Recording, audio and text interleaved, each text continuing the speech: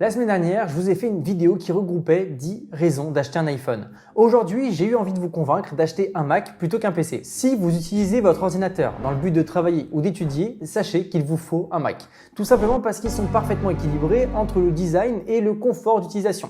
Au niveau des finitions, les Macs, c'est vraiment quelque chose. On n'est pas sur du plastique qui vieillit en 2-3 ans, mais au-delà de l'esthétique, les écrans sont aussi parfaitement calibrés. Ça permet de travailler correctement dans toutes les circonstances. Pareil pour ce qui est des performances, sur les modèles M1, c'est-à-dire les MacBook Air, le MacBook Pro et les Mac Mini, je les ai d'ailleurs testés sur la chaîne, vous aurez les meilleurs rapports prix-puissance du marché. Rien que ça. Par contre, j'utilise un Mac, c'est vrai, mais ça ne m'empêche pas d'utiliser les logiciels Windows, comme par exemple la suite Office ou la suite Adobe. Pour ce qui est de Page, Number, iMovie, etc., c'est d'excellents logiciels et surtout, ils sont beaucoup moins chers parce qu'en fait, ils sont gratuits. Mais comme j'ai mes marques et je travaille beaucoup plus vite sur les logiciels Windows parce que j'ai l'habitude, je n'ai jamais eu besoin de faire la transition et je n'ai jamais eu envie non plus de la faire. Surtout que tous les Macs font tourner ces logiciels-là. Contrairement à un PC Windows, les Macs n'ont pas besoin d'antivirus pour fonctionner correctement. Il y a beaucoup moins de chances d'endommager un Mac, sauf si par exemple vous faites les guignols à installer n'importe quoi ou à cliquer sur des liens un peu bizarres que vous avez reçus par mail.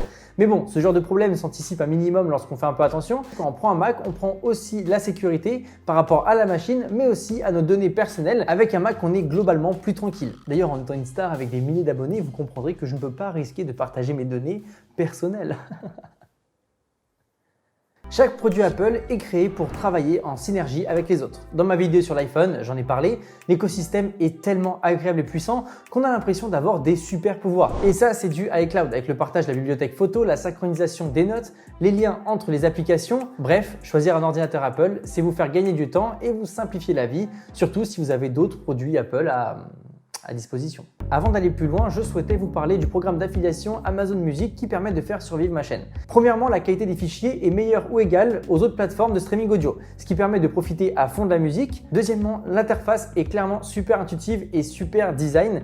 Et le troisième point, c'est les propositions sont juste géniales. Une fois que l'algorithme a découvert un peu nos goûts, il va nous faire des propositions incroyables, il va nous faire découvrir de nouvelles musiques à chaque fois et c'est à chaque fois des musiques qu'on adore. Si vous ne me croyez pas, vous pouvez toujours aller dans le lien en description, prendre la version d'essai gratuite et vous allez voir que c'est vraiment le top. Laissez juste une petite semaine à l'algorithme pour qu'il comprenne un peu ce que vous aimez et surtout comparez au niveau de la qualité audio, vous verrez qu'il y a une vraie différence, que ce soit avec l'abonnement HD ou le normal. Si vous avez acheté un ordinateur portable Windows et qu'après 2 ou 3 ans vous avez voulu le vendre, vous savez de quoi je parle. Concrètement, j'avais acheté un HP à 650 €. 2 ans après, j'ai voulu le vendre et je l'ai vendu 150 € avec la boîte, la facture et le tout en super état. Et en plus, j'ai dû négocier le prix avec une dizaine de personnes sur Boncoin.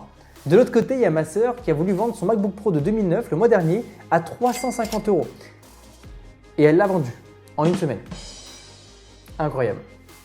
Après bon, ça c'est une question d'offre et demande, c'est comme ça, les Macs vieillissent mieux, ils sont plus fiables et du coup, il y a plus de demandes de façon globale, voilà. Démarrer un Mac, c'est un peu comme démarrer une voiture neuve. Ça ne plante jamais, il n'y a pas de message d'erreur, c'est très propre et c'est très rapide et ça depuis très longtemps. En fait, depuis l'arrivée des disques durs SSD, c'est très rapide, mais sinon c'était un peu lent avant quand même. En tout cas, sur les Windows, c'est mieux depuis quelques années, mais sur les anciens modèles et sur les anciennes versions de Windows, c'était vraiment pas fameux. Avec les Macs, vous avez des raccourcis clavier tout droit venus du futur. D'un côté, ça vous simplifie la vie, mais surtout, ça permet de travailler beaucoup plus vite. Si ça peut vous intéresser, j'ai fait une vidéo qui compile mes astuces et mes raccourcis préférés sur macOS. Et il y a forcément des astuces que vous ne connaissez pas, même si vous êtes un pro Mac, donc allez voir cette vidéo. Pour moi, les raccourcis clavier Mac, c'est la fonctionnalité qui fait que je ne pourrais pas reprendre un Windows.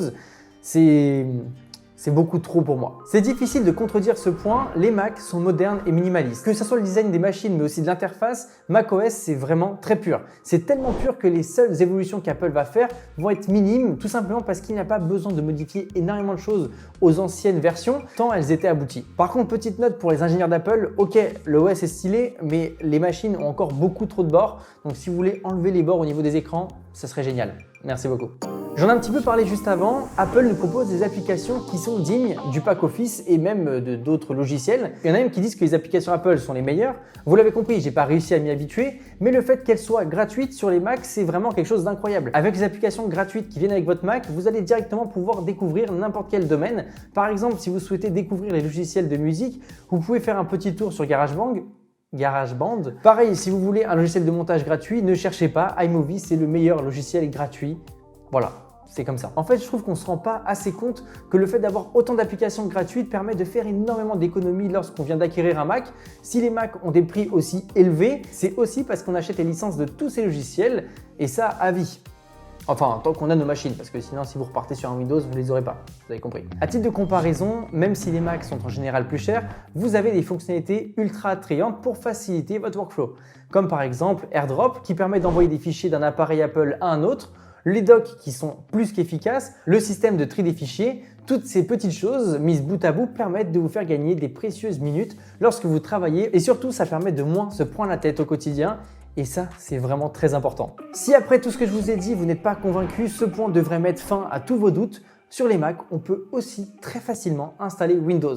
Vous pourrez ainsi avoir une session Mac et une session Windows sur le même Mac. Ça peut être vraiment très utile si vous utilisez des applications Windows qui n'existent pas sur les Mac et que vous souhaitez quand même avoir qu'une seule machine. Bref, voilà les amis, vous avez 10 raisons d'acheter un Mac et même une raison de prendre Amazon Music. Si vous avez d'autres questions, n'hésitez surtout pas à me le dire dans les commentaires. En tout cas, nous on se retrouve très vite pour de prochaines vidéos. C'était André Martin.